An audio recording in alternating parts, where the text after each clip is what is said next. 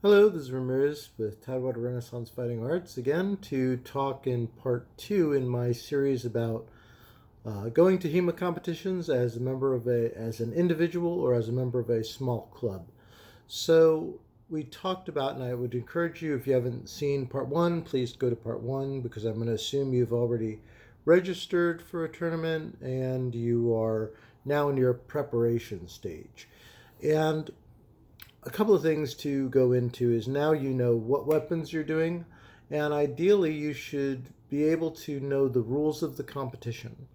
That's important because how they spar at an event will affect your strategies when you're fencing. Some have weighted point systems, some don't. What's allowed and what's not allowed? Are pommel strikes allowed? Are they not allowed? Um, these may change how you fight at the tournament versus how you fight in your home club.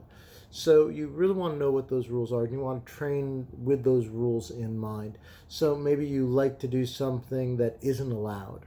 Well, now you got to tell yourself, okay, for the next 3-4 months between I registered and I'm training, don't do the things that are illegal by the terms of the event. Or if you normally fight without certain pieces of equipment, normally tournaments, because of insurance uses, have very high and rigorous armor standards and weapon standards. So if your weapons don't conform to those rules, you may need to get a different weapon. You may need to have um, additional equipment that you don't normally fight with. You may, like you may not fight with forearm guards, and all of a sudden you look in the rules and it says you have to have them. If you don't have them, you now have that window of a couple of months to make sure to go ahead and order those different pieces that you may need. And you're going to need to actually fight with them to feel how your body reacts to having additional or different equipment on your person when you're sparring. So even if other people in your club don't do it, in my club, people are kind of notorious for not wearing gorgets. Um, we've tried to kind of really push the importance of it, but we have one or two people who've been around a while, like, for what I'm doing, I don't really need that. And you want to make sure that you are abiding by the rules that your tournament's going to uphold. So if, let's say, they don't require you to have knee protectors or shin guards, and you don't have them, now you have time to get them, you have time to fight with them, and understand how that affects your overall fencing. So, once again, you're signed up, you should know what the rules of the tournament are, you should know what the weapon and the gear requirements are, and make sure you have the gear so you don't show up and all of a sudden you don't have it, and maybe you could borrow it from someone, or maybe there's a vendor on site that you could get it, but then you run into the issue that you're in uncharted territories. You're unfamiliar with how that will affect your fencing overall. So I strongly encourage you go through your weapon requirements. Some tournaments have limitations on size, length of blade. You want to know that if you're the rondel or the shield that you're using, the buckler has to be a certain diameter within a certain framework. You want to know what you're training with will be allowed, because you don't want to really show up and the thing you've been training on for the past 3 or 4 months you're not going to be able to use, or worse, you need to now find a replacement at the very last minute. So I strongly encourage you, go through those rules, go through the gear and weapon requirements, and make sure what you have is in line with what you can use at the tournament. And the same thing is true with the rules for the event. Make sure the techniques you're practicing are also allowed within the event. When it comes to training, especially in a small club where not everyone might be competing with that rule set, hopefully you have friends who are willing to compete with you underneath that rule set. But even if they're not, hold yourself to that standard. So you could fight someone who maybe they're not going to the competition, they don't care, they're going to fight how they fight, and you could still hold yourself to those rules. And that will overall help you because you're going to get practice and you're not going to inadvertently do something that is illegal in your tournament, that would be fine in your local club. So just keep that in mind. The current tournament that I'm training for doesn't allow pommel strikes. We do a lot of pommel strikes, and I personally do a lot of pommel strikes in my club. So it's one of those things I've got to kind of get out of the habit of doing, at least in terms of this tournament.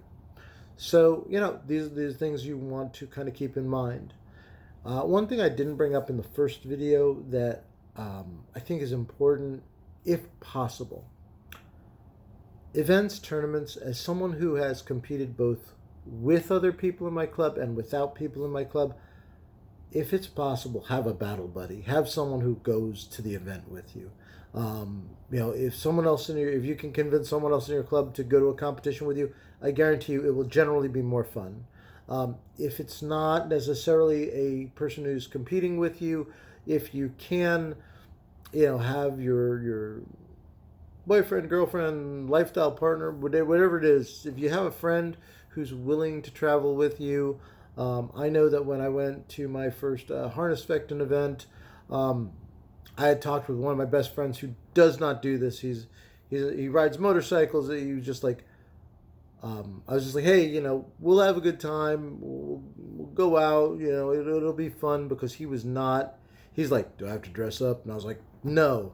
And then it turned out by the rules, it was like, yes, he had to dress up. It was like, I have extra clothes for you to wear. Just do this for me. And because he's a good friend, he went out and he did it. And he said he had a good time doing that.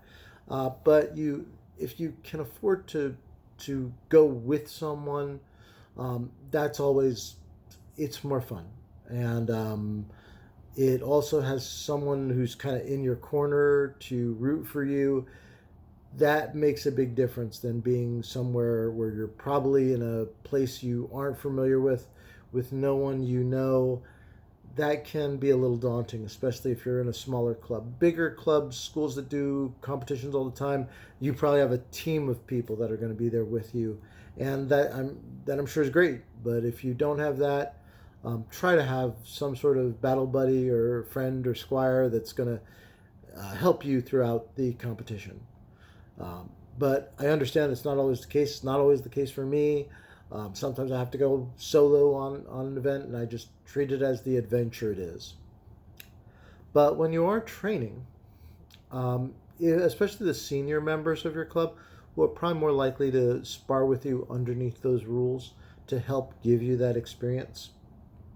But even if they don't, or even if you're fighting with other people who might be confused by a different rule set, let them fight under the rule set of the club, and you just hold yourself to the standard of, if a strike isn't allowed, don't do it. Just work on that. Or if you have a weighted point system, and normally weighted point system means generally hands, arms, limbs are 1 point, body is 2, head is 3. There are variations on that. But maybe you want to practice getting more head shots than you are body shots or hand shots. Work towards trying to do that. Even if you're day-to-day sparring, you might just tag the hands and be done with it, and you could win your matches that way. Understand what the rules are, or maybe you do a lot of stuff where you have full body shots, but a hand shot might count the same, and you may want to focus on perfecting your hand sniping skills for the particulars of that tournament. So just keep that in mind. That's how you should be training. And understand your training curve should kind of go here, should max out at the middle, and then kind of the gains you make should be slightly less before going to the tournament. The reason I say that is you're not going to make some major adjustment a week before the tournament that's going to be a game changer. All the improvement you get from when you start training to a week or two before, that's the maximum. And trying to say, well, I'm going to train at a low level, and then at the very end I'm going to work hard. That never works. You got to work hard between the beginning, and that's where you're going to make your progress. you'll make your progress at the apex, somewhere between, and then you're just honing things down. So that last bit, you're just trying to perfect things. You're not trying to learn something new or apply some new magic thing that's going to help you at the very end. You really want your training to kind of apex in the middle, and then you're just fine tuning things that last month into your tournament. If your window is smaller, then it should be that you're building up, those first few weeks, and then the last few weeks should always be you're just refining things that you're going to do. Alongside what I said about making sure you have gear, that is appropriate, and if you need to get new gear or replacement weapons, try to do that earlier rather than later. You'll have more time, especially if I go to Purple Heart and something's out of stock and I can't get it. Maybe I can get it a little bit later. I would contact the company, say, hey, I'm trying to get ready for a tournament. When are you going to get this in? If they're like, oh, we don't know when we're going to get it in, then you might have to look somewhere else, or you may have to get a different piece of equipment. You may want this particular gorget, but you got to get a different one because that's what they have available. The sooner you get it, the sooner you train with it, easier it is. When it comes to traveling, it's a little different than when you're just going to your club and you just pull your sword out of your car, maybe pull your mask, your helmet. You're going to want travel gear. If you don't already have it, like a sword bag. And there are two different concerns. One is if you're driving, this all matters a little bit less. But nonetheless, you're still going to want some sort of gear bag to put all your stuff in. Even if you're driving somewhere, you don't want to just throw a set of gloves here and a mask there and this there, because you're going to have to move around in the pools, and you don't want to get something stolen. Yeah, and I'll just be honest with you, that happens.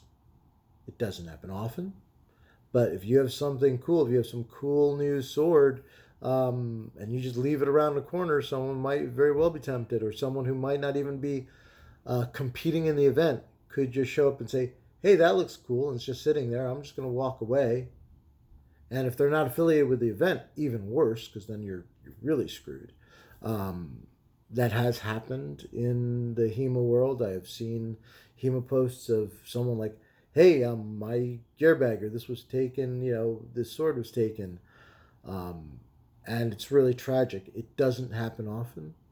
But even if it didn't happen at all, having a gear bag that you can have all your stuff be in one place is going to be a good thing. And it's going to make it a whole lot easier when you're walking, let's say, from a huge sports complex. You've got to get all your stuff from your car into that complex, rather than trying to hold on to your gloves, your mask, just have it all in one bag.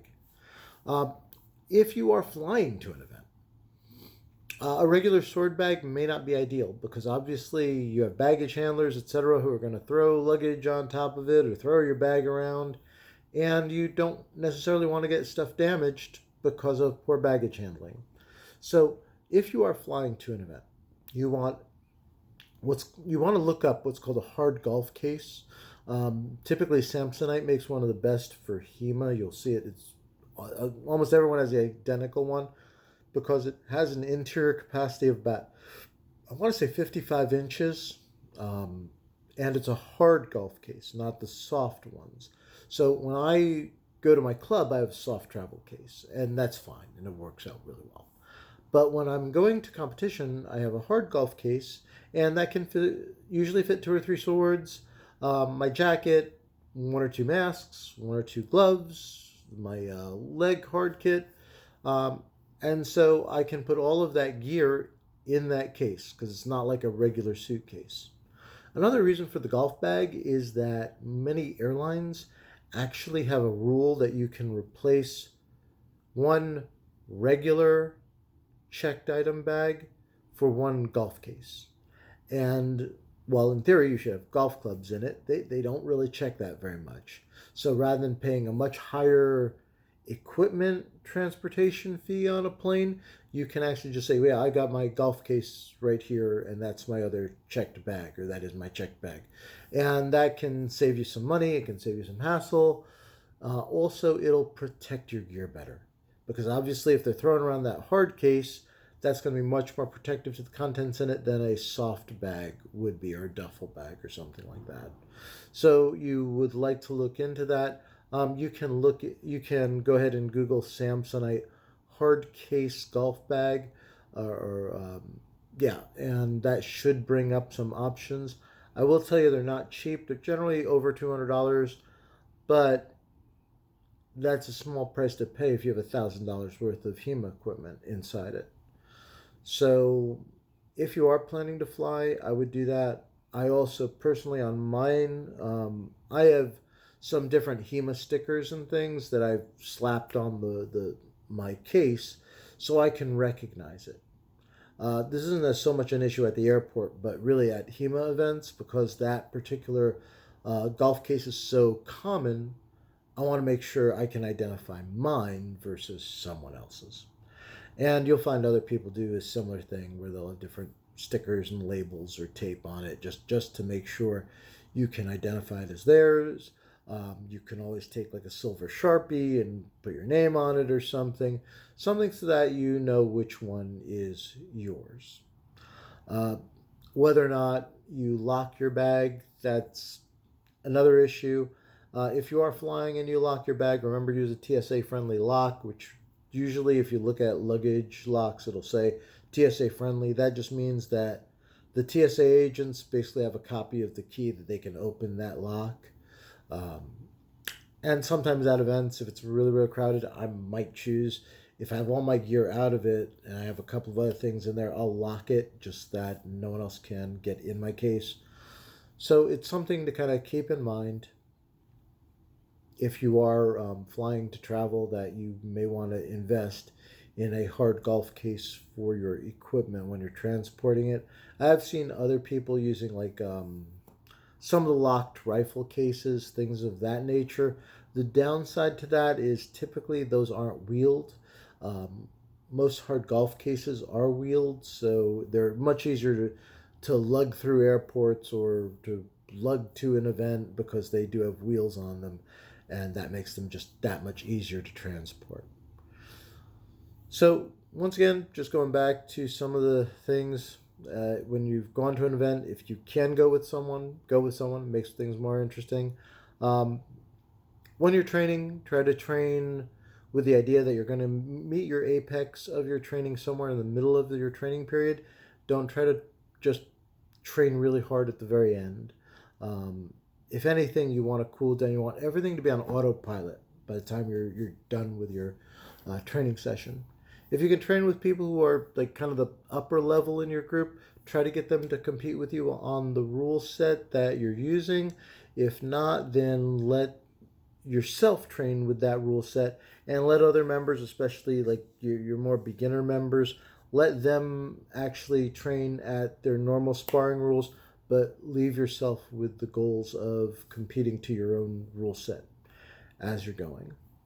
So once again, this is Ramirez with Tidewater Renaissance Fighting Arts. I hope you found this helpful. If you do have any other questions, please leave them in the comments below. And I will see you in the last part of this video series, which will be being at the event and doing the tournament. All right, see you there.